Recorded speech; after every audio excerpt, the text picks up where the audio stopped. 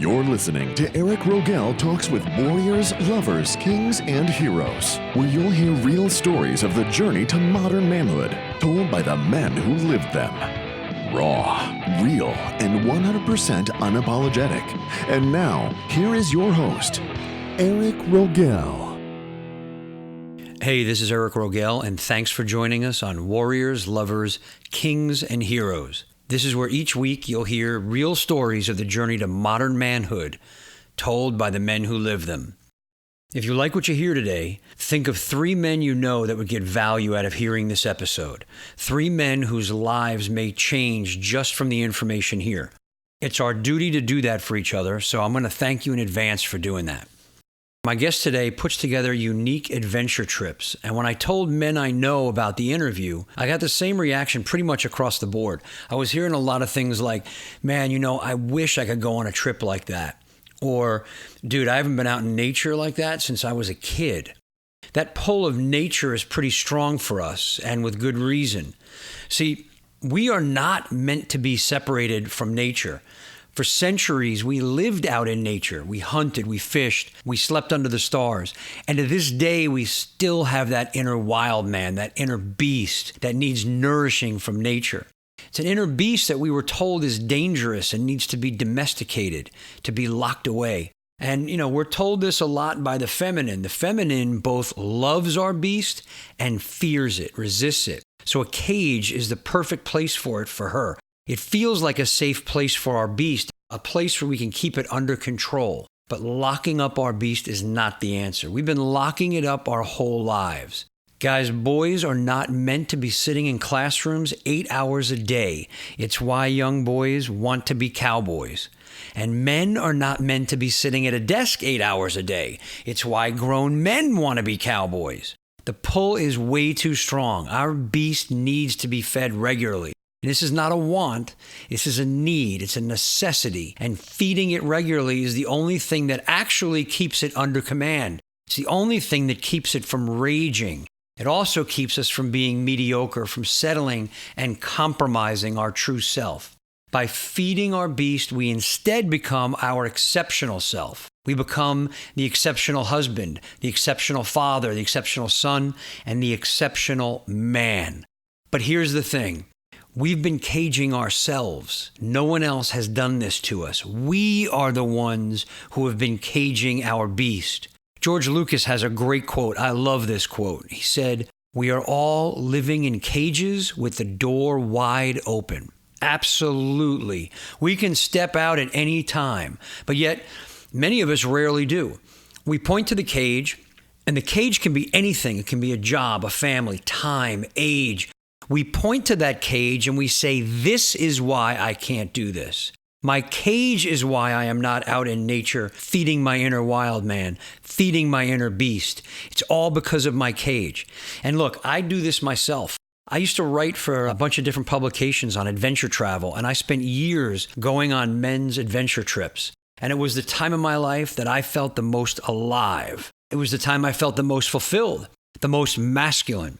Then about 4 years ago, I switched jobs and all that travel stopped. And I can still feel that pull every day, that innate desire that I need to get out and spend time in nature. And I can feel my frustration when I don't do that, when I tell myself I can't because of the cages that I built myself, the cages that I hold the key to. So I'm going to challenge myself, and I'm going to invite you to challenge yourself, to get out of the cage regularly, to get to nature as often as possible, and to feed that beast. Better yet, you know what? Bigger challenge. Destroy all cages, lose all excuses, and live wide open. And our guest today has a way for us to do that. Because like I said earlier, he creates unique travel adventures all over the world. He is the co-founder of the Transformational Travel Council. It's an organization that advocates intentionally traveling to stretch, learn, and grow into new ways of being and engaging with the world.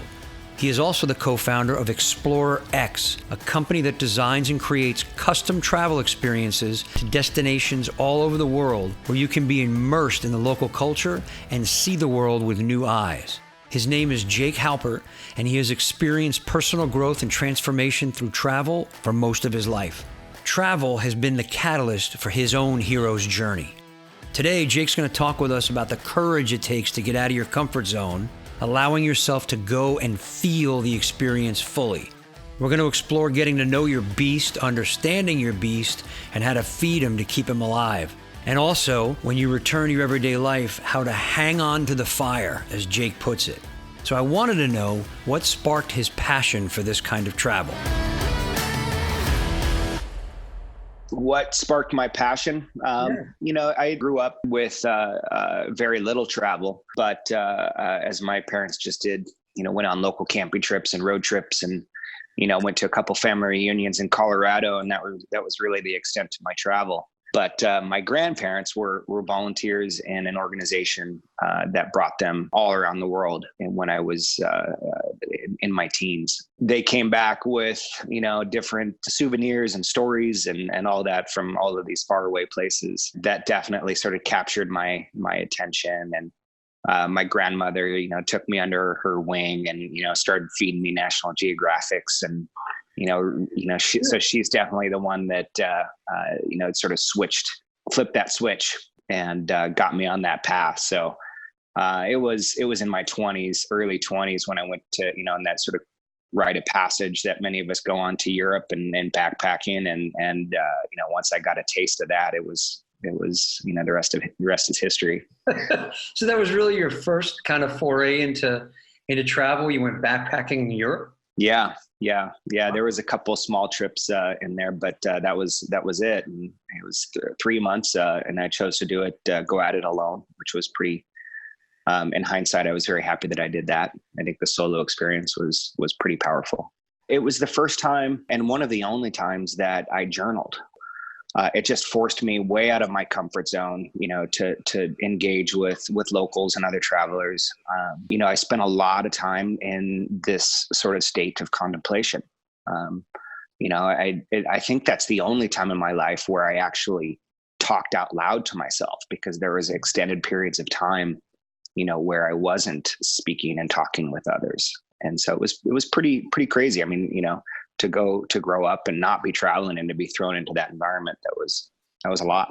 What sort of things were you contemplating while you were there alone? Like, what was coming up as you were, spending this long time where you weren't speaking to anyone else?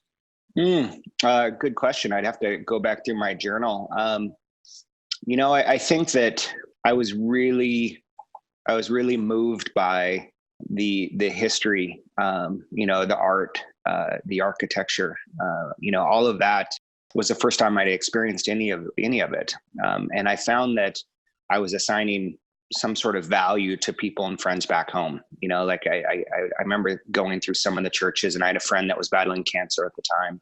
Mm-hmm.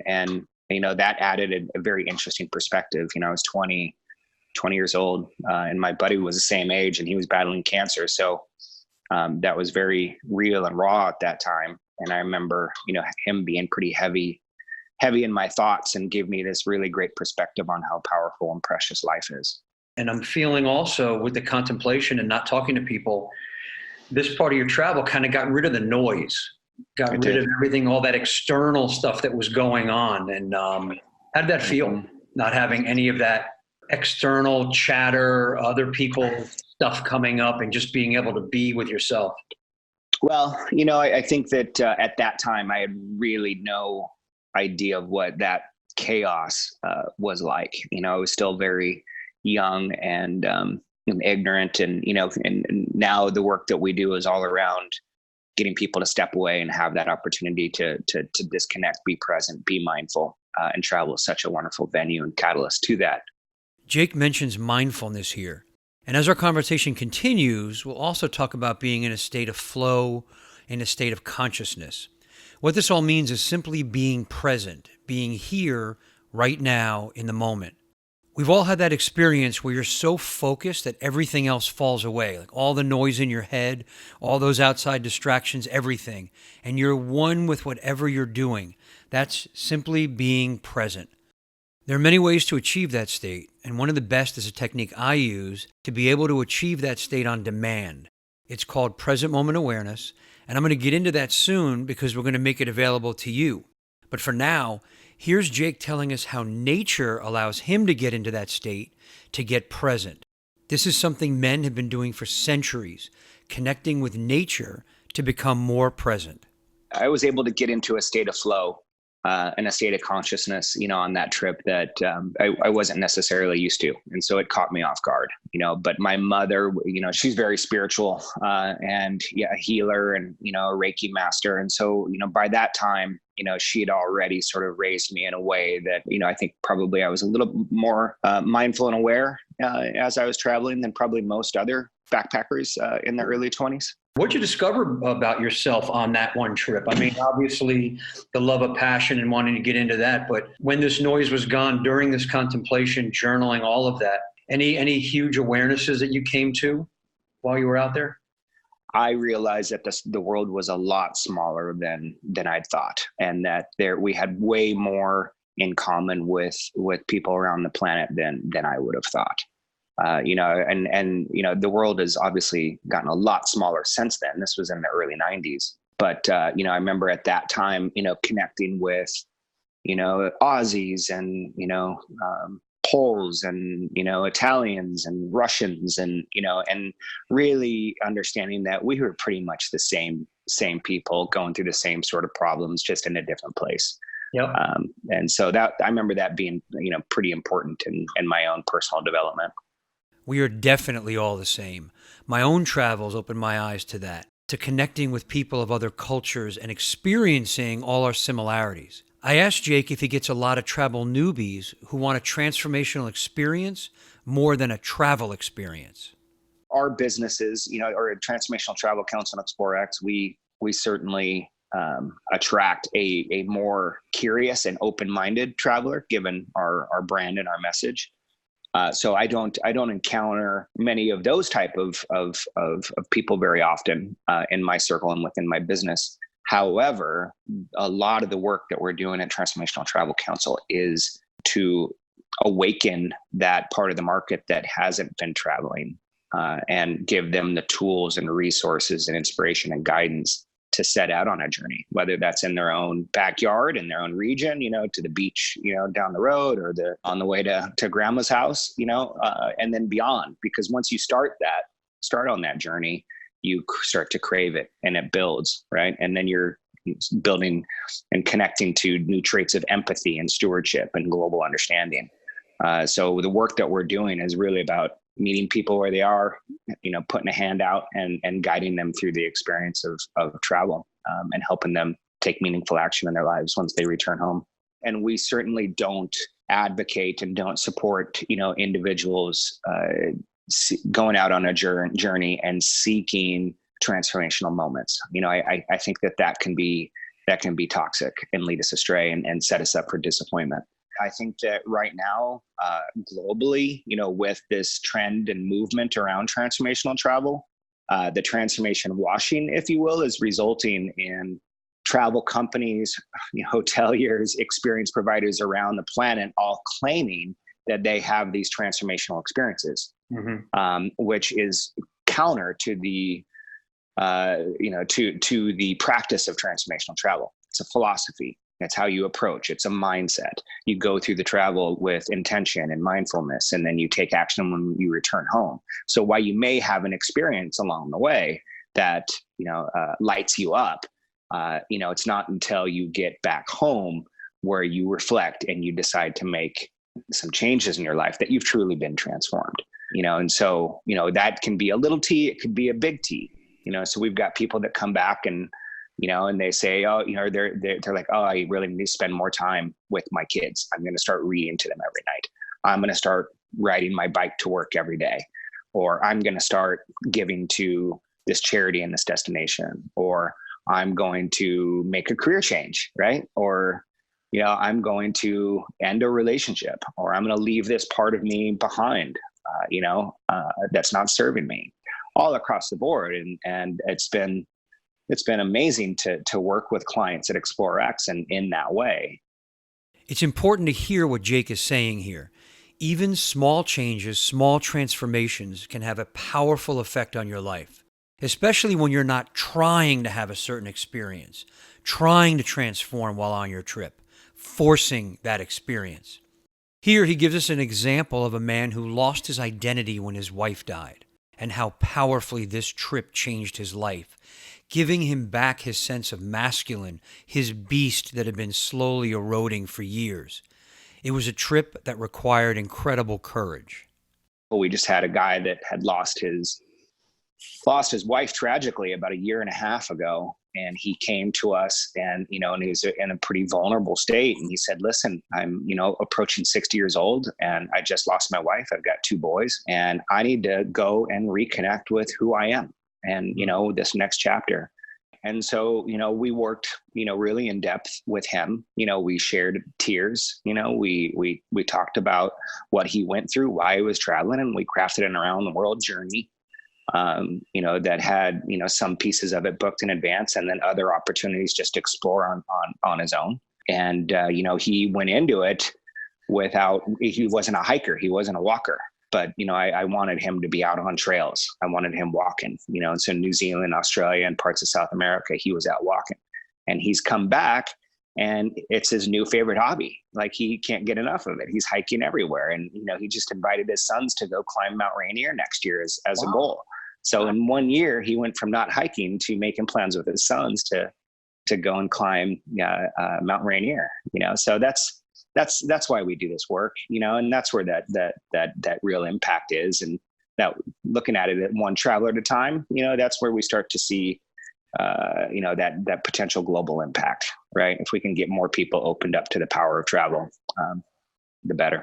You know what I'm feeling is as you're telling this story and talking about these things is that when people come in and do these, we'll just call it their travel plans, however you guys call it, it seems to me like the destination really isn't the destination. It's just the beginning of their journey. Yeah. Yeah. So they get there, they start this, and then the journey really begins when they come back from it. Mm-hmm, mm-hmm. And what we really coach or mentor our clients on, and what the Transformational Travel Council is advocating for is it's not a product. It's not an experience. It's a process that starts well before you depart and continues on well beyond your return. And a lot of ways just evolves into the next journey because you're constantly learning, stretching, growing through travel. And so I think that's a pretty important distinction. I asked Jake who his mentors were, who was guiding him on his journey. He told me about how the right people had popped up in his life at the right time and how important it was to pay attention when they do. He also talked about learning about the importance of being quiet. As you go through like your these journeys, you identify your calling, individuals sort of synchronistically pop up and into your life, and if you're paying attention, you're going to be able to connect with them and they become mentors. They may be a short-term mentor. It may be a conversation. It may be something, more significant. And 2 of the wonderful mentors that I have now that I'm involved with in an intimate way is a guy named Gordon Hempton. He is a world-renowned sound tracker, and he listens to quiet places, listens and records to quiet places. So places that don't have noise pollution. And we've designed some trips, into Ecuador, into the Amazon jungle. He's designated that as the world's first quiet park, according to Quiet Parks International. There's an elder and chief of the Kofan tribe. His name is Randy Borman, and he's certainly become a mentor of mine too.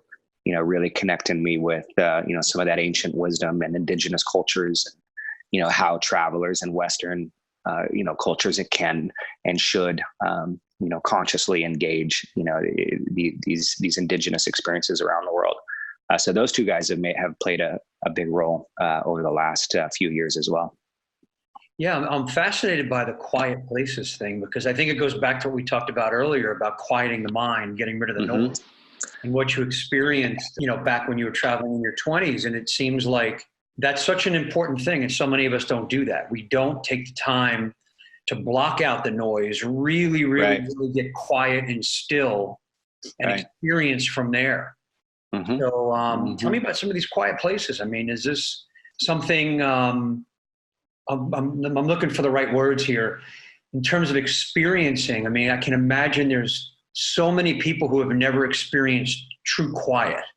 Mm-hmm. So what is that like when, Yeah. When I met him, when I first heard of him, it was on a podcast. I was on safari in Zimbabwe, and I had just listened to lions roaring in the distance the night before, and his message just was totally captivating. So I found out that he was based in outside of Seattle, in the near the Olympic National Park.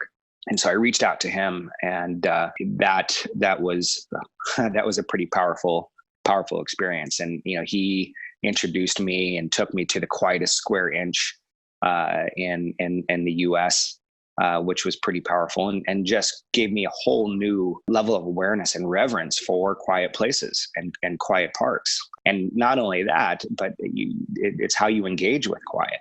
Right. And so many, of us that live in these cities, and, we're surrounded by airplane noise and trains and the freeway traffic, and then you also get the whisper of the bird song, in the background. And, before you know it, you realize that you're just overwhelmed with noises. And so it becomes really, really important to identify that quiet place to meet you in the middle, right? If you have that quiet mind and engage that quiet place, you're talking about creating a pretty transcendent environment. I try to practice quiet. And I'm sure, since your mom was a spiritual person, she's told you how important that is.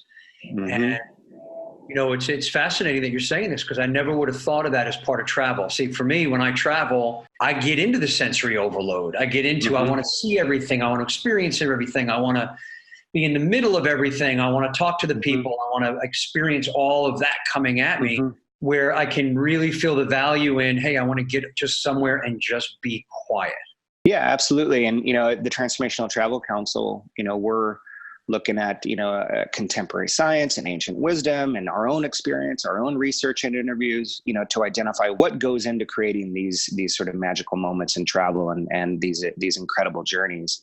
And I mentioned the process is really key, but then also we have to shift to the why and the how. Like, why are we traveling? What are our motivations? What do we want to get out of it? And how can we really do it better?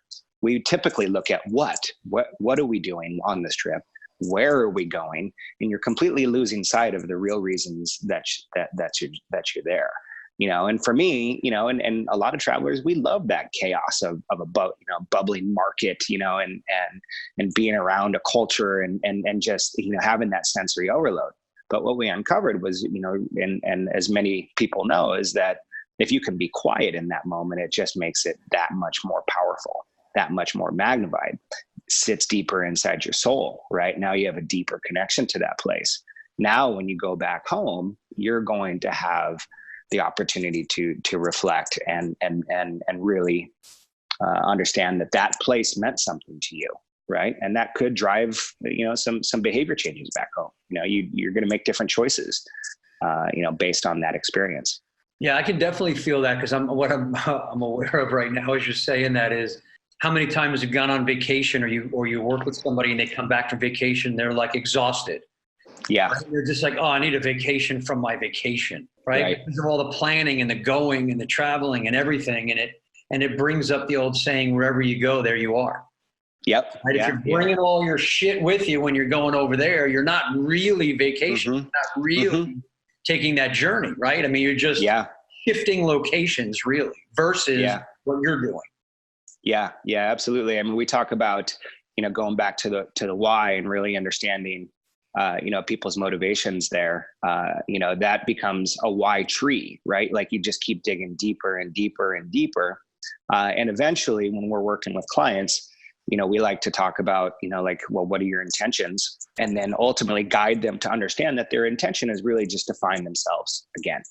We're always changing, we're always evolving, we're always learning and growing. But yet, amidst that chaos, it's really easy to not necessarily recognize that. And then, and there's a quote by Freya Stark that we talk about, like, you have, I think, I'm going to butcher this, but it's something along the lines of, you haven't arrived at a destination until you see yourself walking towards you.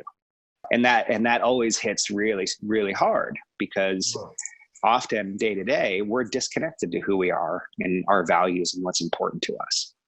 And we're changing and evolving at this rapid pace, so travel is that opportunity to sort of reconnect with that freshest version of who you are. try that on, see what works, what doesn't work, and start integrating those parts of who you are into your life back home. Introduce the new self to your friends, to your family, to your partner, to your kids. This is so true and so important for men, for us to really reconnect with who we are, reconnect with our natural man, so we can continually grow and evolve as men. Part of that is having the courage to step into the unknown, pushing the boundaries of what we can control and conquering the fear of things we can't, and then letting our inner explorer take over. There's a part of what Jake does that speaks to that side of us. The company is Explorer X, and the X represents the unknown within us, but then also the unknown that the destination represents. And the X also marks the spot, where you find that treasure of connecting with yourself. Going back to what I mentioned about the why and the how being a really powerful way to approach your journey, a Project X is based on eliminating the knowledge of the destination altogether.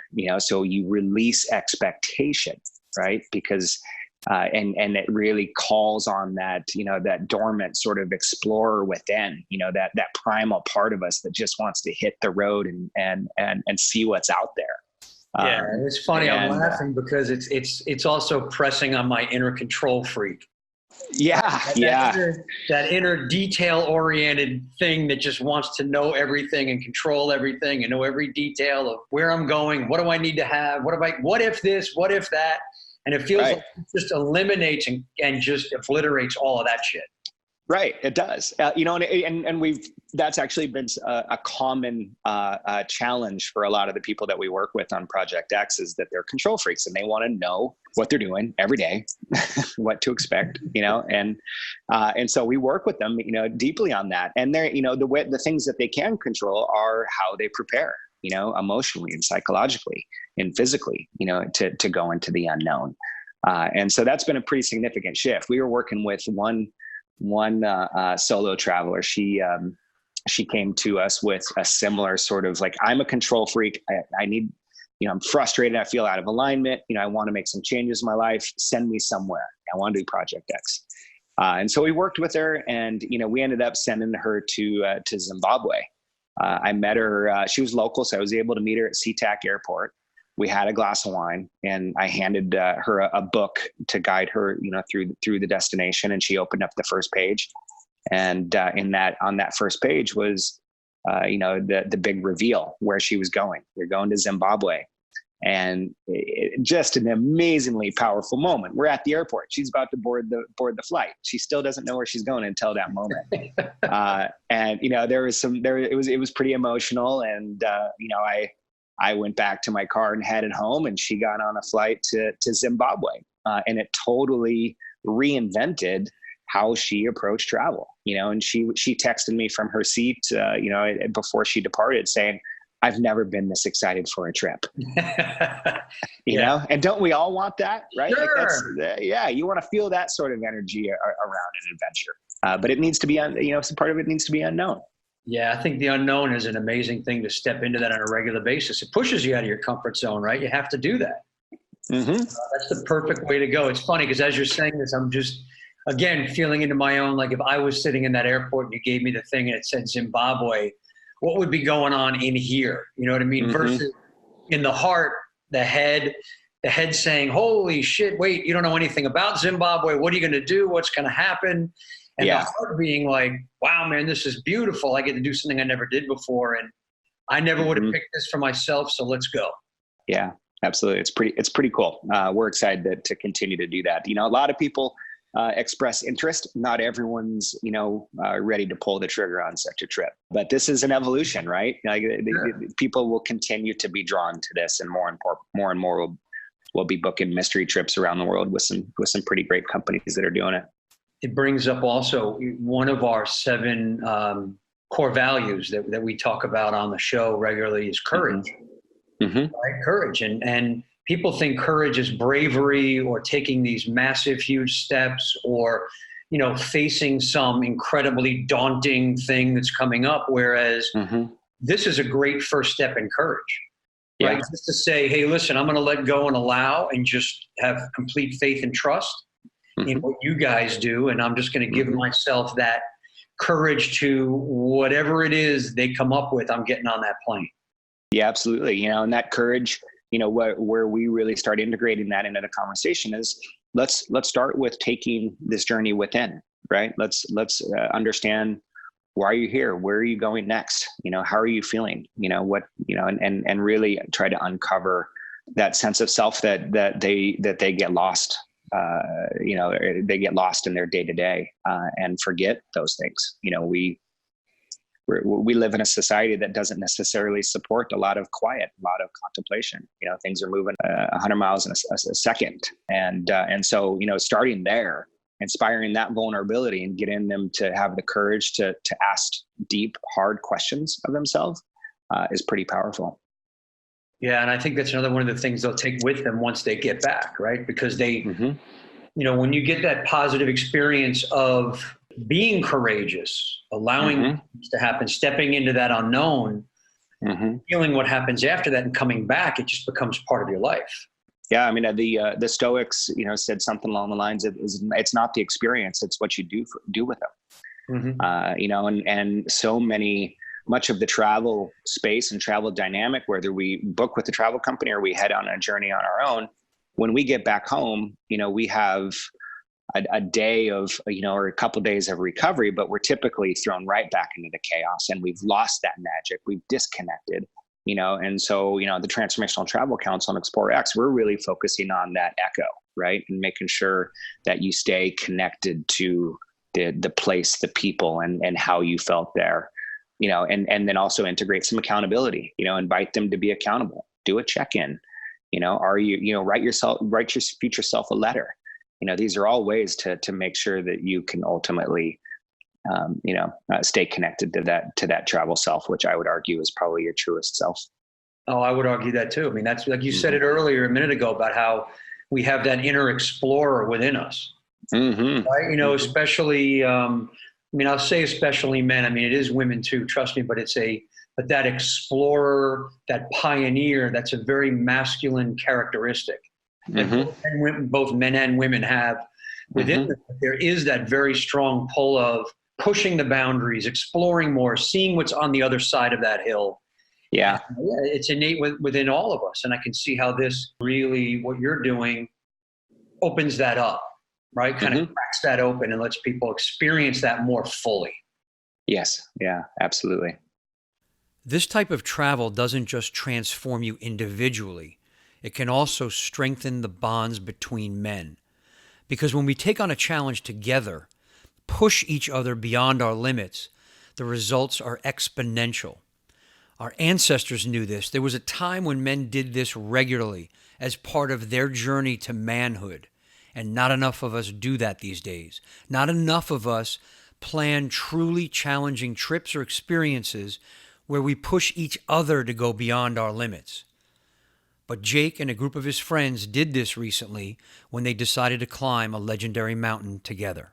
I've got a group of buddies, my closest friends, my truest inner circle, and I've known many of them, since I was in junior high and high school. And it was probably 12 years ago that we decided that we were going to do a couple of different things. One was we were going to go on an annual backpacking trip somewhere, typically and that's been in the American Southwest to kick off sort of the spring hiking season. And then also another piece of that, and more locally with some of us, is we have a monthly breakfast where we just get to be with each other and be open and be vulnerable and talk about the things that we're battling and help each other through it. That's just men supporting men at that point, right? Men supporting men. Very close group. You guys are there for each other. You guys, there's a level of trust I'm getting, because you're saying you can be open and vulnerable, and that's so important when you get, that's something we've lost, and I would say lost, but something that's been kind of bred out of us, I think, as men, is that ability to have that open, real, raw conversation with each other, be vulnerable, and then be there. Right. Yeah. It's this weird sort of, I shouldn't say weird. It's a confluence of like our masculinity and being men, and understanding that we have this connection and we can be real and raw and primal with each other. Sure. But there's that feminine piece of vulnerability and sadness and openness and kindness and like, let's just be with each other. And so it sets this, sets up this venue for us to be able to truly connect, where I think that a lot of men, certainly crave these sort of experiences, and they may have outlets and they may go on trips with guys and they have their guy trips. One of the things that we're really proud of within our little group is that we challenge each other to be truly vulnerable, and that's where the power is. And that's ultimately what gives us the strength to go back into our lives, whether that's, our career, or with, our responsibilities as an honor of being a father or a husband or, partner, whatever that may be. But it's in that space that, we're building the foundation of who we are, and we're doing that together. Wait, one thing I want to add to that, because it's so important what you bring up is, we talk about masculinity. My purpose is to, empower men within their own masculinity. And the important thing for everyone to understand is what you just said about it's not 100% masculine all the time, right? We all have that feminine in us as well, which is that powerful, nurturing, supporting role that has to be there. There must be a balance. Without that, we're just pure animal, right? So there has to be that balance of strong, powerful, masculine, followed by that incredibly powerful, nurturing feminine. And it sounds like you guys really have explored that, gotten into that, and it's been powerfully effective for you as a group. It is. It's sacred space for all of us, and we commit to it, every month and every year, whether it's the monthly breakfast or it's the yearly backpacking trip, and it serves us in the deepest and most fulfilling ways. And and they're typically my favorite trips. If I'm being completely honest, I absolutely love our family adventures. There's nothing like that, and getting out as a solo traveler is obviously extraordinary as well. But my voyages into the backcountry with my best friends is the space where I feel like I can let go of everything. And that serves me really, really, really well. But going back to what your question was, sure. Kilimanjaro. So, I was 6 years ago. I was definitely 100% immersed into my first travel company called Evergreen Escapes. That company leads naturalist-led trips into the national parks in the Pacific Northwest, and it's all about building or connecting people to nature, immersing them and allowing them to explore the ecosystem, the wildlife, the birds, and really, hopefully come back and feel a deeper connection to nature. But at that time, that small business was going through, a rough patch. And we were facing some cash flow issues. We'd run into some issues with the Department of Transportation that we didn't see coming. And it just put me into a bit of a tailspin and a little bit of a midlife crisis, if you will. And so at that time, I really realized that, I needed to lean back into spirituality and reconnect with myself if I was going to be able to sustain, lots of sleepless nights, feeling anxious, as many entrepreneurs do.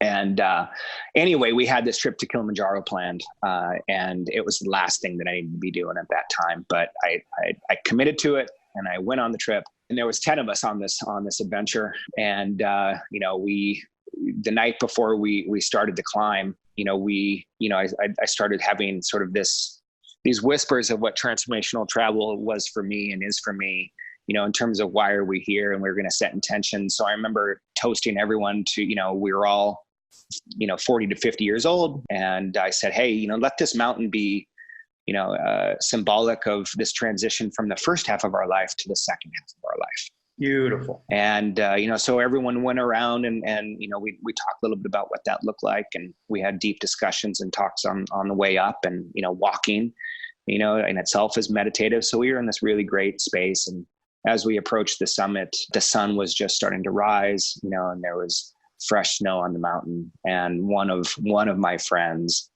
we looked at him as we were in a break, and he just melted. He just started breaking down and crying. And this is a group that, pretty fit. We hike, we climb mountains. So it wasn't that it was overly challenging or anything. It wasn't that he was battling, the physical challenge, the pain of it. Yeah. And then we could sort of see it in his eyes where that was coming from.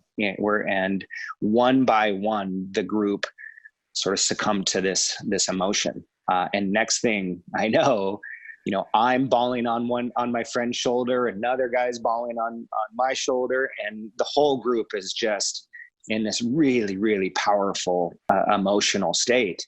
And we just let go. We released, and that really at that point sort of cemented, what I felt like I needed to do with the rest of my life. And that was to uncover how to have more of those experiences. I don't know if I ever felt more alive than that moment. Yeah. Was it a letting go of you had talked before about the transition from the first half of your life to the second? Was it like a letting go of all the shit from the first half? Like almost like a rebirth?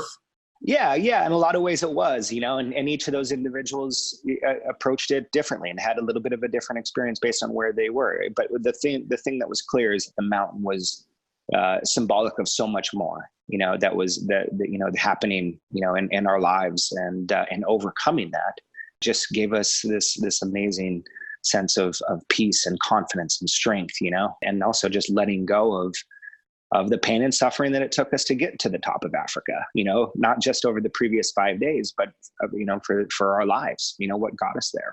So it was incredible for sure. Tell me more, go a little deeper into your own experience then. You said you just let go, broke down. You were on, with one of your buddies on his shoulder. I mean, what got you to that point? What was going through your mind at that moment? I was in in a bit of a dark night of the soul at that time, and was lost. And I was being pulled away from my first baby, which was my business, and I realized that I was falling out of alignment with that, and that I wanted to do something bigger and more powerful with my life and my work. And, so as on Kilimanjaro, that day, I sort of recognized that I wasn't in a good place, but at the same time, I was in the best place. And that sent me down a pretty incredible path. After that, everything seemed to start coming around and aligning, and everything synced up, and I seemed to be it moved into this next chapter. So there was almost, like you said, it was very symbolic. I mean, you literally, you said it was symbolic, but you literally climbed a mountain. Right? Yeah. To have that epiphany, to have that experience, right? And that's it's funny. It just reminds me of the old days. And they used to have, guys, they would say, climb the mountain to find the guru at the top of the mountain and go sit with them. I mean, literally, that's what you did. And the guru wasn't some physical being who was sitting there. It was that climb, that excursion that actually broke that for you. Yeah. And the people that I was with, it was the combination of all of those different variables. It was a concoction of magic, if you will. Beyond the experience on the mountain that day, I wanted to know if there was a lasting effect on these men after they got home. And how was the relationship with these guys after you climbed the mountain? I got to imagine the bonding at that moment between those 10 men, you 10 men, had to be just even stronger and more powerful. Yeah, definitely. I mean, it took us up another level or two easy, when, not that we weren't vulnerable with each other in the past, but bawling on each other's shoulder on top of the mountain. Sure. That breaks down any remaining walls that might be between you and some of your closest friends. That's what's really important for men to understand as men. Because I know, listen, I'm going to talk from my own experience. I've had situations where I don't let anyone get that close, right? I'm a man, masculine, don't get in too close, don't want to catch feelings. This is not anything. And the more work that I did and the more understanding, the deeper understanding I had of how powerful the masculine is, especially when supported by the feminine, and you let down those walls, right? And that vulnerability takes over, that camaraderie, that, hey, we just fucking did this together. Right? We helped each other out. We were there for each other. We just achieved this together. Yeah. Those bonds just become like iron. Yeah. Yeah, they do. They do. I guess that's why you see that with men that are in the military, right? That have fought in combat together. And this mountain was your form of combat. Yeah, it was. We went through a challenge. We were warriors on that trip together, and we're warriors on our backpacking trip. That's the way that we're looking at it. And that's why it's fun to integrate the unknown and survival aspects of it, and learn new skills, like I read an article recently about upskilling, and they were referencing transformational travel and this gigantic movement to use travel as this opportunity to not just change your life, but adopt a new skill. And the Moss expeditions, what they're doing with their expedition 4-wheel drive trips across the US, that's so cool. And they're going to learn how to fish along the way. They're going to learn how to change a tire. They're going to learn how to legitimately live off the land, which is, we're also disconnected from that now, but yet that sits deep inside of us, right? It just, that's our beast, man. It's our beast. We want that. It is. We gotta go. We have to feed that beast. That's really what it is. We have to feed that beast. Absolutely. And you're right. One of the ways to do that is through travel, right? I mean, and you can feel it. I mean, I know you probably talk to as many men as I do about this kind of stuff, and you can just feel that. What do I do with this thing? Right. I can feel that beast. It's calling to me. I want to go out in the wilderness. I want to hunt. I want to fish. I want to move. Yeah. And I find that a lot of the men that I talk to don't think of travel, like you're saying, let's just say, vehicle to move them into that space, right? It's more of a, what can I do now? I'll just go to the gym, or I'll, go, do something more physical. I'll play, pick up basketball, something to just let this thing out. Right. But there's way more out there that guys can be doing.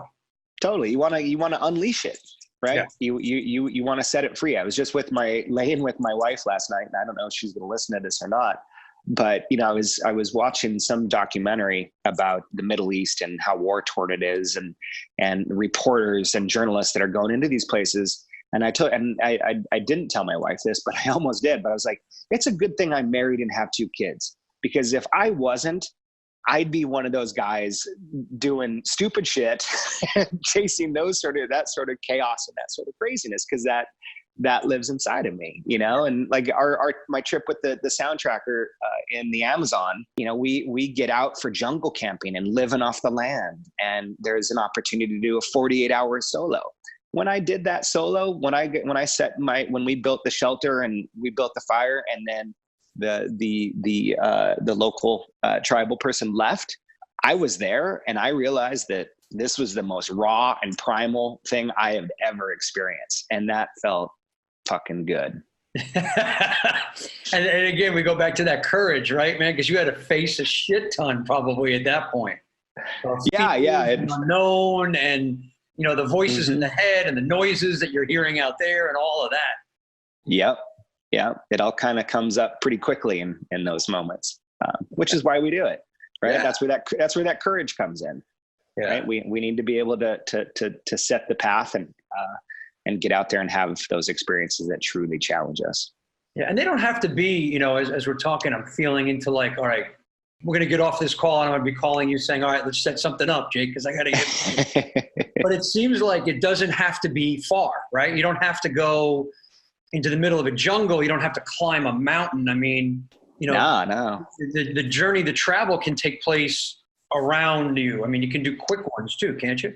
Absolutely. This is why we call transformational travel a practice and a philosophy.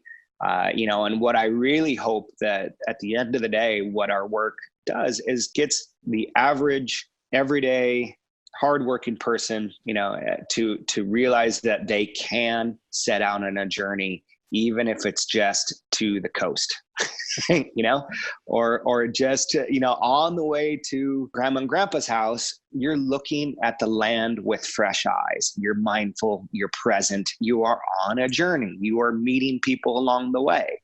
So absolutely, it is how you approach every time you cross the threshold and go outside of your home. And being comfortable with being uncomfortable is the key. And so, whether that's into the Amazon jungle or down to the grocery store, if you're present, mindful, and understand that you're on a journey, it can be pretty pretty rewarding. Sure. And I think if you give yourself a little bit unknown along each of those journeys, you're feeding that beast in here too, right? Right? Take a different route. Yeah. It's a little bit of a snack for that inner beast to just do a couple quick journeys like that. Yeah. You got to keep the fire burning. A snack for the inner beast. I loved that comment. Because like we talked about earlier, you don't need to jump on a plane and travel thousands of miles to have a transformational experience. And you don't have to jump on a plane and travel to some remote location to feed your beast. Jake explains. Nature is obviously very catalytic, that you can step into the unknown pretty quickly when you have to start being concerned about, where you're going to get water, or what wildlife might be out there, what are you going to be eating for your meal? Yeah, what's going to kill me? Right. So, going on local hikes, that's a wonderful way to keep feeding that beast, and then at the same time, then it moves into an overnight backpacking trip, or then you look at, those opportunities to do 2 and 3 night retreats. Like a really good friend of mine was just at a men's consciousness retreat up in British Columbia. He spent a week up there with a bunch of men that are similar, on that path. They're not out traveling. They're not out exploring, but, in a traditional sense, but they are exploring within. They are having the shared transformative experience, and that's something that he just got in his car and drove up and went and did, so there's plenty of opportunities, to get out and do that, whether you're going to go surfing, you're going to go fishing, try to get that, wake that guy up, give him the space and opportunity to breathe. Yeah. That's the important thing, right? Just embrace it. Mm-hmm. Right. I, live so much of my life trying to cram that down, quiet that down, but it's that embracing of that beast and just feeding it, nurturing, moving it along. Yeah. I agree with you. Yeah, Gordon Hempton, going back to my mentor, one thing that he does is every Saturday morning he goes body surfing. That's his ritual, and that keeps him connected to those parts of himself that ultimately power him through his everyday, his week to week. That's great. That's a great little ritual. See, now you're saying that, I'm thinking of some things men can do every day, little travel, little connecting with nature, little connecting with that beast every single day to kind of get yourself through. Yeah. And the unknown is not the gem.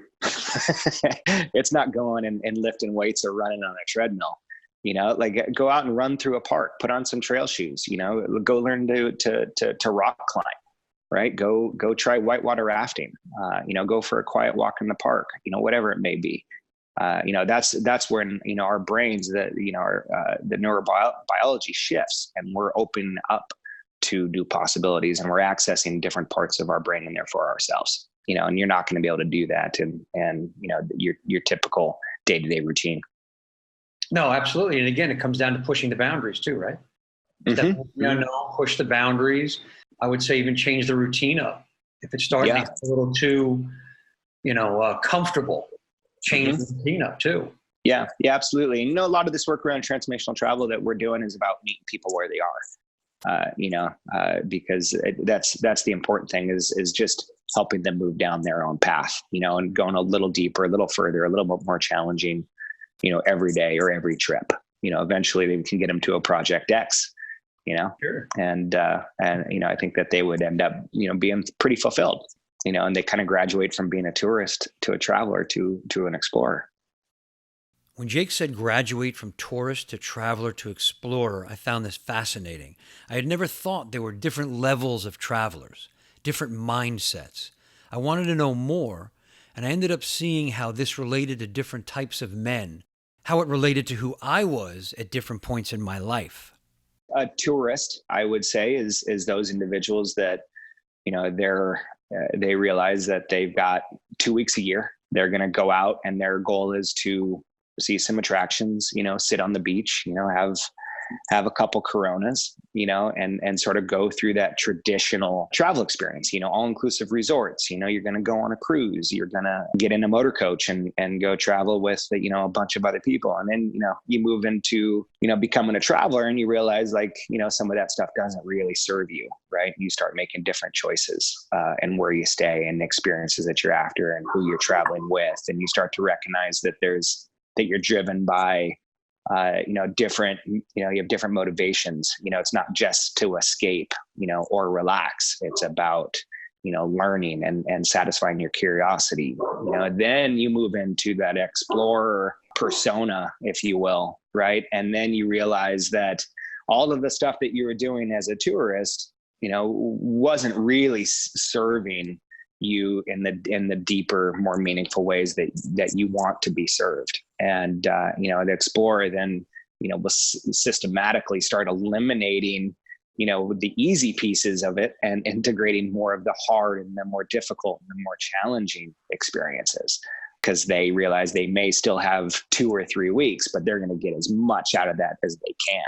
And that doesn't necessarily mean that it's checking off, the bucket list or going through and finding Instagrammable moments. It's diving deep into culture. It's diving deep into nature and really challenge yourself, in an internal way. As you're saying this, I'm having this awareness right now that what you're saying is life in general, not just travel. Yeah. Yeah. It is really how we live our lives, right? Some of us are just tourists. We're just looking for the easy way. We just want to kind of observe and do whatever. Some are travelers. Yeah. Right? We go a little bit deeper and deeper. And then there are some who become explorers in life and just want to jump into the unknown at every turn and wring as much out of life as possible. And I'm really feeling that. And how, I think for me, living as an explorer every day, 24/7 is got to be the most rewarding, enriching, powerful way to go. Right. Yeah. And then the next level, what we talk about internally is you become a seeker. And then that's, then you're really diving within and you are setting out on journeys with a completely different mindset approach and able to tap into that travel flow that really drives the entire journey on a day-to-day basis. You're no longer planning, you're just flowing. And that's that higher consciousness approach to travel that I know I strive for. Yeah, absolutely. And I can feel that fitting into what I just said about life, right? Totally. When you're done with all that, now you're just a seeker, man. Now it's just flow and seek and enjoy and allow and just get into that flow and that zone. Beyond the challenges Jake intentionally put himself through when he traveled, I wanted to know what challenges he faced in his life, the ones he learned the most from, the ones who made him the man he is today. That's a big question. I think that most of us have at some point in our childhood and as we get older, a fire that burns inside of us that says that we are capable of anything and that we can have impact and that we're fully capable of changing the world. And one by one, as society and culture sort of eats us up, chews us up and spits us out, we lose touch with that. And for me, I think that I've been able, with the help of mentors and friends and such, to hang on to that fire. And I think that's what's gotten me to this point and having the conversations that I'm having and having the honor to even be interviewed on a podcast and share some of my ideas and experiences. But that has been exceedingly difficult, and it continues to weigh heavy, as I move through this journey and this process of, where is it going to lead me? Because the realities of life and finances and being a dad and playing all these different roles, I know I could be a better dad. I know that I could be a better husband. I know that I'm letting friends down right now.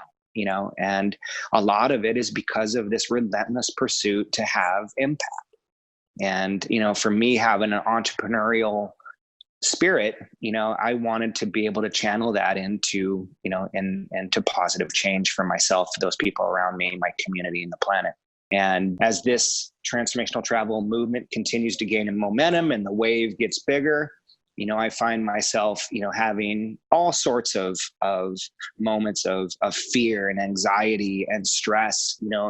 Am I, can I do this? Am I up for the challenge?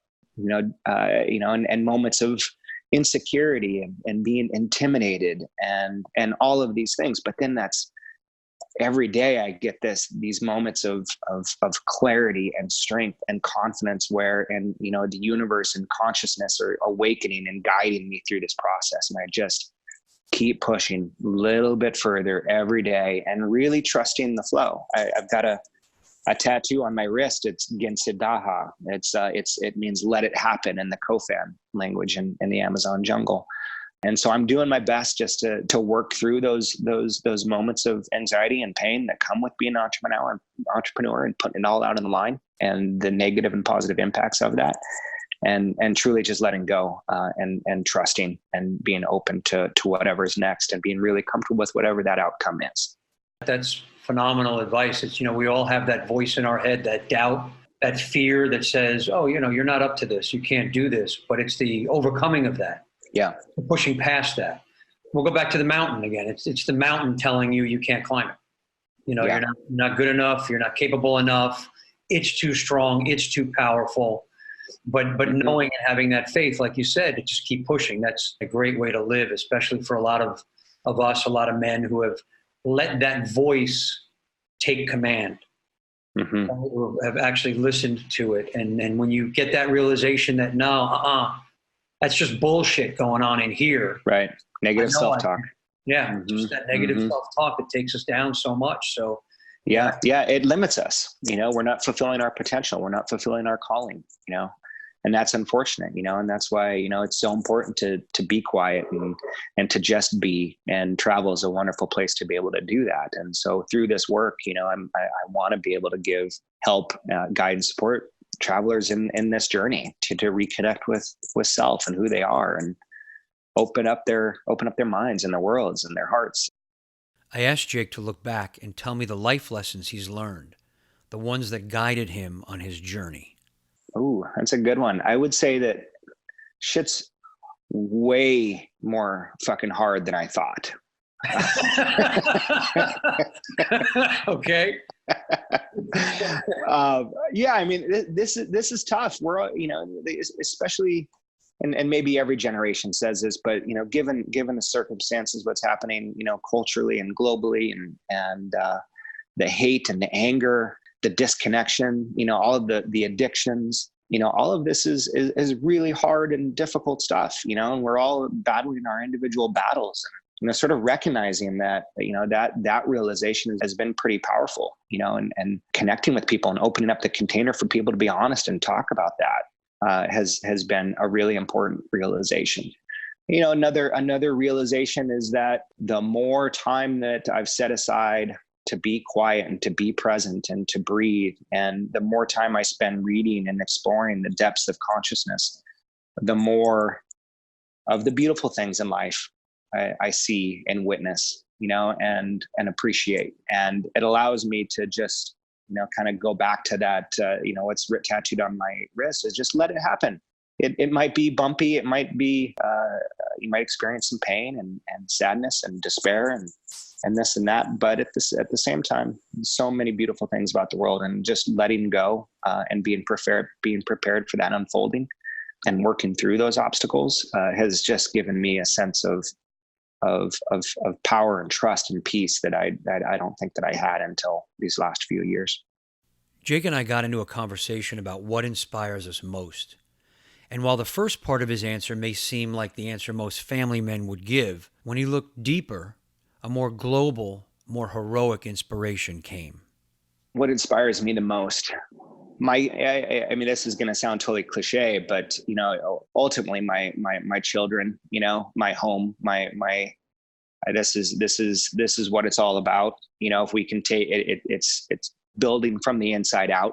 If I'm not right in my family and in those roles, then, I'm not going to be able to be right in my community. I'm not going to be a positive contributor to society, so, taking care of that and being my best for them, allows me to get the inspiration to go out and do the work, that I feel like I'm born to do. Love is also one of our core values. And we try to make men understand it's not just about, I should say, romantic love, but there is that deep love for family, deep love for children, and being that mentor, that guide, providing all of those things that are so important.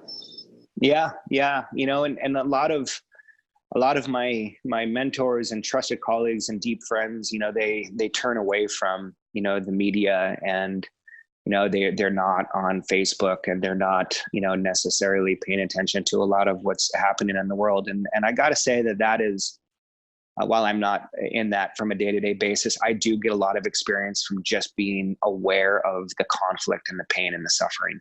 That gives me an incredible amount of strength, because it comes from, that primal place of like, release the beast, like